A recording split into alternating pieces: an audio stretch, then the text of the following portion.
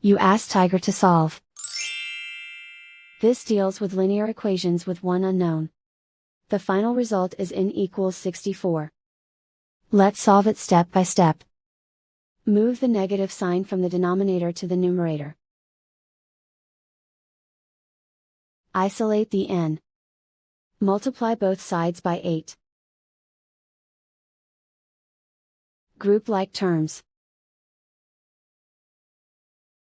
Multiply the coefficients.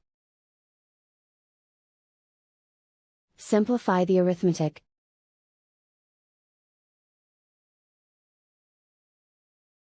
Convert the n into a positive number. Multiply both sides by -1. Remove the ones. Simplify the arithmetic. And so the final result is n equals 64.